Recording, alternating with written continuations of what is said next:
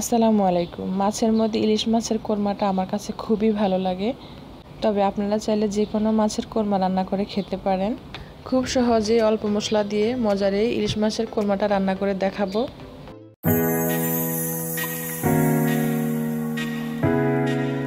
এখানে আমি 5 পিস ইলিশ মাছ আগে ধুয়ে পরিষ্কার করে মুছে নিয়েছি। ইলিশ মাছের কোরমার জন্য আমি মশলা তৈরি করে নেব। মশলার জন্য প্রথমে নিয়েছি 1 টেবিল স্পুন চীনাবাদাম, নিয়েছি কিছু পেঁয়াজ বেরেস্তা, 5-6টার মতো কাঁচামরিচ আর নিয়েছি হাফ কাপ টক দই। এখন ব্লেন্ডে সব কিছু দিয়ে পেস্ট করে নিব।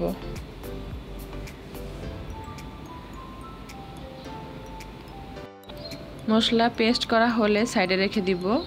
পরিমাণ মতো লবণ, হাফ টি স্পুন মরিচের গুঁড়া দিয়ে ভালো করে মেখে প্যানে তেল দিয়ে তেল গরম হলে আমি ইলিশ মাছগুলো হালকা করে ভেজে নিব।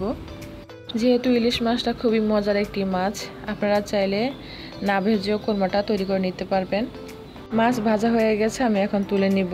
যে তেলটা দিয়ে ইলিশ মাছ ভেজেছি সেই তেলটা দিয়ে আমি কোরমাটা রান্না করে নিব। দিচ্ছি হাফ কাপ পেঁয়াজের পেস্ট। পেঁয়াজ ভালো করে ভরে নিতে হবে যেন পেঁয়াজের কাঁচা গন্ধটা না থাকে। পেঁয়াজ থেকে তেলটা যখন উপরে ভেসে উঠবে তখন আমি দিয়ে দিচ্ছি আগে থেকে রেডি করা পেস্ট করা মশলা। পেঁয়াজের সাথে মশলাটা ভালো করে কষিয়ে নিতে হবে। মশলা থেকে যখন তেলটা আলাদা হয়ে যাবে তখন আমি ভেজে রাখা মাছগুলো দিয়ে দিব। মশলার সাথে মাছ আলতো করে মিশিয়ে দিতে হবে যেন মাছগুলো ভেঙে না যায়। মাছ আমি কিছু সময় কষিয়ে নিব। মাছ কষানোর পর দিচ্ছি 1 কাপ তরল দুধ। দুধটা আমি আগে থেকে জাল করে নিয়েছি, আর দুধটা অবশ্যই জাল করে নিতে হবে। পরিমাণ মতো লবণ দিয়ে দিব। এখন মাছ কুক হতে আমি ঢেকে দিব। এখন আমি কিছু কাঁচামরিচ দিয়ে দিব। এতে করে কোরমা থেকে কাঁচামরিচের সুন্দর একটি ফ্লেভার আসবে, কোরমাটা খেতেও ভালো লাগবে।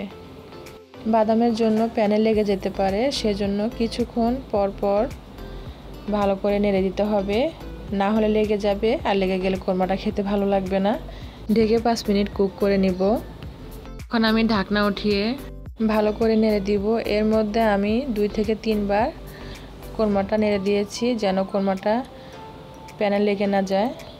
ইলিশ মাছের কোরমা থেকে এত সুন্দর সুগন্ধ বের হয়েছে, আমার তো এখনই খেতে ইচ্ছা করছে। আর ইলিশ মাছ যে কত মজার একটা মাছ সেটা বলার অপেক্ষা রাখে না। কোরমা অলরেডি হয়ে গেছে। এখন আমি সবশেষে কিছু পরিমাণ পেঁয়াজ বেরেস্তা দিয়ে দিব, আর এই পেঁয়াজ বেরেস্তার কারণে কোরমাটার স্বাদ দ্বিগুণ বেড়ে যাবে। পেঁয়াজ বেরেস্তা দিয়ে আমি আরও কিছুক্ষণ কুক করে নিব। ঢাকনা দিয়ে ঢেকে কিছুক্ষণ কুক করার পর পরিবেশন করব। গরম গরম ইলিশের এই কোরমা দিয়ে আপনি ভাত কিংবা পোলাও খেতে পারেন, খেতে খুবই মজা। খুব সহজ করে আপনাদের সাথে রেসিপি শেয়ার করেছি। রেসিপি ভালো লাগলে অবশ্যই লাইক, কমেন্ট আর শেয়ার দিতে ভুলবেন না। দেখা হবে নতুন কোনো রেসিপিতে। আল্লাহ হাফেজ।